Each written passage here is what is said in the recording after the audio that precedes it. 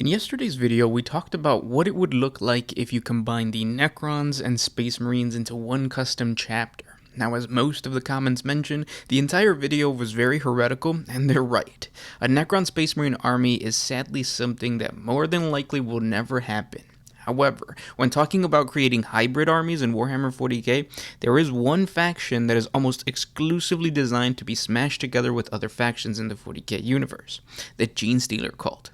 In the past, I've created videos on Genestealer Orc hybrids and even Eldar Genestealer hybrids, but today I want to showcase a very real and canon hybrid army that is the Genestealer Skitarii army, the most famous of which is known as the Bladed Cog.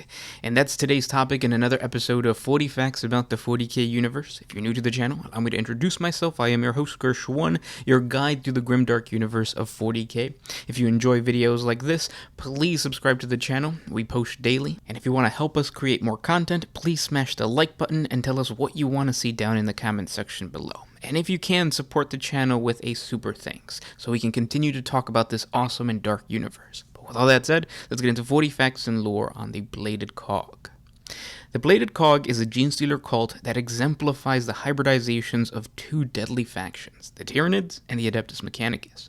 The story of this cult begins on the planet of Feynminster Gamma, an industrial hub ruled over by the priesthood of Mars. This humble planet provided most of its resources to the different Forge worlds scattered across their system.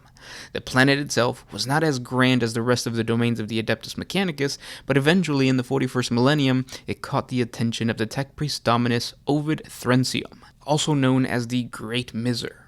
His vision was to use the planet of Feynminster Gamma as a refuge and a launch-off point for his macro-clad armies and their crusade across the sector. In his data slates, the world was marked as a bountiful source of energy and manpower. Yet the planet, despite the tech priest's assumptions, proved to have a remarkably low energy yield. Since the opening of the major warp storm in the neighboring Vakadan system, many of the Feynminster Gamma's meager genetoriums had been running on emergency protocols simply to keep artificial lighting shining bright. Populace reasoned that if the baleful light of the warp storm was eclipsed by the conventional loom globes closer to home, none would stare too long at the celestial phenomenon, and hence countless citizens would be spared the madness and despair. When the tech priest Dominus found the paltry Genetorium district struggling even to keep the cities lit around the clock, his hopes of securing a forward base deeper into space was dashed. In consultation with the Fulgurite advisors, he decided to take a rich harvest of bioelectricity from the planet's living population instead, using them as fuel. The technosenses that followed tried to create a catalog of those who had bionic enhancements and those that did not. Instead, it saw tens of thousands of citizens leaving the halls of the Adeptus Mechanicus as a stumbling near comatose husks. This slowly created civil unrest across the planet until it bubbled to the surface as a powerful eruption that could not be denied. Using industrial tools, improvised weaponry, and rudimentary guns purchased on the shadow market, the slave workers of the planet rose up against the agents of the cult Mechanicus who had sought to bleed them dry. They were hopelessly outmatched, however. Extermination servitor details and Skitarii macroclads were sent to eradicate the worst of the slave revolts, though in his greed for more energy, the tech priest Dominus spared the lives of as many people as he could, and hence let the seeds of a new rebellion grow amidst the ashes of battle. For a while, the Adeptus Mechanicus regained control, but the atmosphere of oppression and paranoia that resulted was fertile ground for a spread of an underground religion. Fortunately, in the midst of this political turmoil, a pure-tide Genestealer was unwittingly born in the planet's surface by a cargo freighter known as the Red Spark.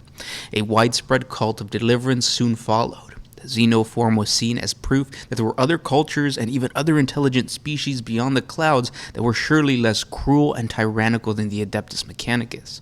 The crew of the Red Spark was adamant that salvation could be found in the worship of this unusual cargo. Slowly at first, but with gathering speed, whispers of a new deliverance movement spread throughout the entire populace. No longer would the cultists be content to be part of the same heartless and unceasing machines as their rulers. Instead, they would become a blade, the code brands and electus with which the planet's tech priest overseers had marked their citizen workers were in many cases altered with illicit ink dens to jibe with the new imagery of the emergent cult. The Omnissiah's sacred cog mechanicus, the icon of the Adeptus Mechanicus, was adapted to better resemble the jag-spine emblem with which the creed marked out its faithful members. Slogan tattoos became common. They were worn across the collarbone or spine, each bearing a message that a believer in the Martian creed would consider shocking and blasphemous in the extreme. Every solar hour, the forged temples of the planets produced a new clutch of battle tanks and servitor pattern transports. These too were taken by the cult and dabbed with this rebellious insignia. The common populace were not the only ones to fall under the spell of the cult of the Bladed Cog. Though it took the mental onslaught of the Genestealer Patriarch itself to achieve it, many Skitarii were brought into the embrace of the cult. Their electrospore signatures and nospheric auras gained entry into many areas that should have been forbidden, and allowed the cult to spread unchecked. With these cyborg inductees gradually corrupting the brotherhood of their own clades, the seeds of the populace's grim salvation were sown. The Day of Ascension was triggered only when every parameter run through exhaustive simulations by the former Skitarii Alpha, who acted as the cult's nexus, pointed towards victory. With mathematical precision, the Tech Priest Dominus's regimes were overthrown, liquefied by a biomutative bullet so that the cult's nemesis could know the terrible glory of unbound flesh before he died. Sadly, on that day, the broodkin of the Bladed Cog, the entire populace of the planet, completely swapped one set of cruel masters for another, though they are yet to learn that their new overlords ultimately answer to a force that is indefinitely worse than that of their former rulers, the Tyranid Hive Fleets. And that is the story of the Genestealer cult known as the Bladed Cog. I hope you guys enjoyed this video. I wanted to take a break from the what-if scenarios and just do a cool old school 40 facts video where I just tell you guys a story. I tried to start a Genestealer cult army last year. I think it was last year.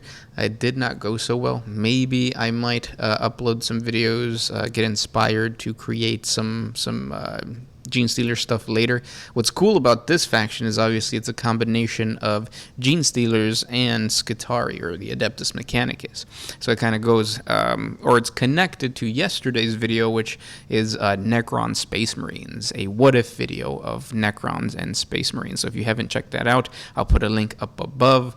If you guys have suggestions for any other topics of Warhammer 40K, it doesn't have to be the what-if scenarios. Please let me know what it is in the comment section below. I will be in there talking to you guys about all things 40K. If you guys enjoy this content, please hit the like button, share with your friends, and if you can, give us a super thanks. It's a way to support the channel and to keep us creating this type of content. Thank you guys so much for listening, and like I said, I'll talk to you guys in the comment section. This was Gershwan with One Mind Syndicate, signing out. Always